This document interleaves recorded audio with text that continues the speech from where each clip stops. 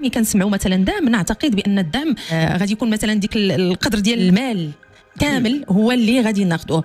ما كنعتقدش ان كاين واحد المسطره انني خصني نحط ضمانات، نمشي للبنكه نخلص الفوائد الى اخر ذلك، وبالتالي ما كتجيهم بحال ما كاين لا دعم لا والو. الحكومه باغا ترفع الدعم على السكن الاقتصادي بواحد الطريقه جهنميه ما كتخطرش على اننا البال. ندعم مباشره الاسره، لان الهدف هو ان الاسره تاخذ السكن. بحال ما درنا والو السي جدري، لان دابا انا مثلا كنمشي ناخذ واحد السكن ب 25 مليون، طالما الدوله غادي تدعمني داكشي اللي غدعموا لي غيزيدوا عليا مول العقار في 3 غيطلع. هذا الشيء اللي بغات ديروا الحكومه مع المغاربه كيتسمى بالقوالب، اي ولات عندنا حكومه ديال القوالب. لذاك المواطن ملي تيمشي يلقى السكن اللي تيليق به في حدود 300,000 الدوله كتجيب له الدعم نتاعها. هذا الشيء سميتو رفع الدعم على السكن الاقتصادي، غادي نسميوه بالدعم المباشر. غادي يبان لك في الاول عنوان زوين، ولكن فيه تفاصيل صادمه وشروط غريبه وما مفهوماش. واحد الخدعه غادا تخلي من المستحيل يبقى شي حاجه سميتها السكن الاقتصادي، بحال الضحى والعمران مثلا اللي ثمن الشقه اليوم فيها 25 مليون. ولكن المشكل غيكون هو ان هذه الشقه هذه ما غتبقاش تساوي 25 مليون، غتولي ساويه واحد 300,000 درهم او 320,000 درهم، لان هذاك الدعم اللي غنحيدوا المنعشين العقاريين غادي ناباكتيوه على الثمن النهائي. اكبر من هذا ان ممكن الدور ديال 30 مليون ما يبقاوش، يولي الدور ابارتي من 40 مليون. غادي نغبروا هاد الشقق، ما بقيتيش غادي تلقى بارطما ديال 25 مليون. غتقول لي علاش؟ دابا حاليا الا بغيتي تشري شقه ديال السكن الاقتصادي غادي تمشي عند الضحى مثلا، غادي تشري شقه ب 25 مليون، الدوله غادي تكمل الشركه 5 الملايين اللي بقات بيناتهم. انت بعيد على هاد المشاكل وصداع الراس، وسير واجي وطلع وهبط. اي ان الشقه او البارطما ثمنها الاصلي هو 30 مليون، الحكومه مدعماك ب5 المليون. ملي كيمشي لك السيد ياخذ شقه اقتصاديه 25 مليون، الثمن ديالها ماشي 25 مليون، الثمن ديالها هو 30 مليون. اليوم الحكومه والسي القجع ناضوا قالوا لك هذا النظام ما بقاش خدام لينا، ما بقاش مسلكنا وغادي نبدلوه. هذا السيستم تبين انه رغم النتائج الايجابيه اللي جاب خلال ال10 سنوات الماضيه، ولكن يمكن لنا نديروا احسن.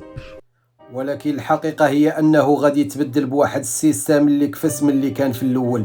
غادي يبدلوا هذا النظام حيت كيكلفهم بزاف ديال الفلوس اللي بغاو يخليوهم في صنادقهم بلا ما يوصلوهم لجيوب المواطن.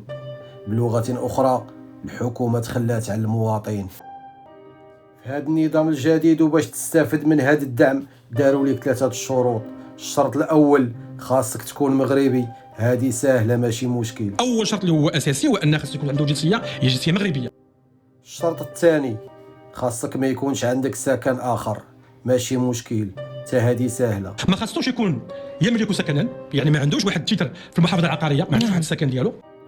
والشرط الثالث خاص يكون عندك شي ضمانه او شي اوراق ديال شي ملك كتملك وتعطيه للدوله لمده 4 سنين. هذاك السيد ملي غادي ياخذ الدعم ديالو غادي يخلي هاد ليبوتيك عند ليبوتيك يعني هو الرهن. اش هاد الحماق، اش هاد التخربيق. كنا كنعرفوا شكون كيمشي يشري في السكن الاقتصادي، اغلبهم مكحطين اصلا ما عنده حتى شي ملك. الا كان عنده الملك علاش غادي يجي عندكم باش يستافد من هاد السكن الاقتصادي؟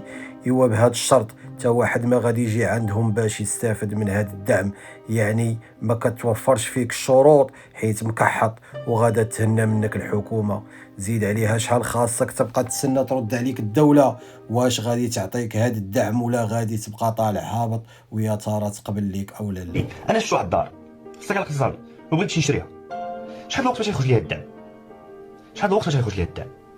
واش انا غادي نسبق فلوس ونبقى نتسنى الدعم يجيني ولا تعطل عليا الدعم؟ شنو المصير ديالي؟ اما في النظام القديم انت ما كتسنى والو، كتسنى غير الكريدي ديال البنك يخرج ليك. ثالثا نديروك اخويا عندك الرهن ودفعتي الملف ديالك وتقبل ليك وخرج ليك الدعم اللي تا واحد ما عارف اصلا شحال غادي يكون. حدود 300,000 الدوله كتجيب له الدعم نتاعها اللي غادي تحدد في مرسوم. كل شيء كيتوقع بانه يبقى كما كان 5 المليون. ملي غندير انايا الدعم ديالي عند موثق، الحكومه اما غتعطيك واحد التسبيق، يعني مثلا 30 مليون الحكومه غتعطي واحد 4 مليون او 5 مليون. نديروك شفتي الشقه ودفعتي التسبيق للشركه، جمعتي وراقيك، دفعتي للدوله باش تعطيك الدعم، تسنيتي تيخرج ليك هذا الدعم، ها هو خرج ليك، غادي تمشي للبنك تطلب الكريدي. واش عاقل على بنك المغرب اشنو دار باش يواجه ازمه التضخم؟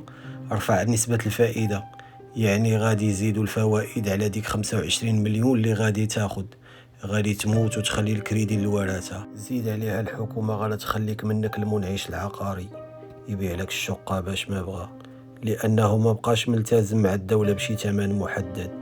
الشقة ديال 25 مليون يقدر توصل حتى 40 مليون، كل شركة وتبيع باش ما بغات. بعيدا عن الأراضي التي تمنحها الدولة من أجل مشاريع سكنية مدعمة، ولكن المستثمر الذي يدخل مجال العقار سيشتري الأراضي بأثمان باهظة وخيالية ربما في كثير من الأحيان، وبالتالي سيحاول تحقيق هامش الربح الذي دخل من أجله هذا القطاع.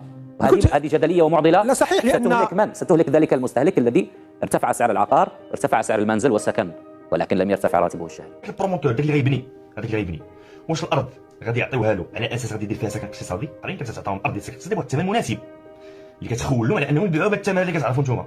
واش غادي يبيع لي دار ديال 40 مليون ولا غيبيع لي دار ديال 20 مليون ب 40 مليون؟ اذا سال السكن الاقتصادي غادي يولي سكن عادي بثمن السوق. لان فاش كنقول غادي نحيد الدعم المباشر وغادي نحيد الدعم بطريقه غير مباشره ونعطيه بطريقه مباشره، يعني كتفهم بحال الا ما غاديش يبقى سميتو السكن الاقتصادي، غادي يولي سميتو السكن. هذا هو القالب، رغم أن العنوان زوين، دعم السكن بشكل مباشر، ولكن إلا جينا نشوفوا هذا العنوان كيعني رفع الدعم على السكن الاقتصادي بحال البوطة والمواد الأساسية اللي باغيين يرفعوا عليها الدعم. قالوا غادي يدعموا الأسر، تا هذا قالب زوين. وهذوك الأفراد اللي ما مجوجينش واللي ما عندهمش عائلة، واش غادي نتبيعوا ليهم البوطة بثمن السوق؟ غادي نتبيعوا ليهم البوطة ب 140 درهم. يعني الا بغيتي البوطه خاصك تكون عندك اسره. يعني الدعم غادي يمشي للاسر ماشي للافراد. واذا كنتي شاب وخدام في البني وساكن مع بنايه بحالك وما مزوج وما عندك اولاد، غادي تشتري البوطه 140 درهم بحالك بحال ذاك اللي لاباس عليه وعنده الفيلات وسطول ديال السيارات والفلوس ما. الحكومه بغات تخلي على دعم المواطن في كل المجالات، والسؤال اللي كيطرح نفسه هنا، علاش حنا محتاجين حكومه اصلا الا ما كانش تراعي مصالح المواطن البسيط؟ دير لايك واشترك في القناه وشكرا.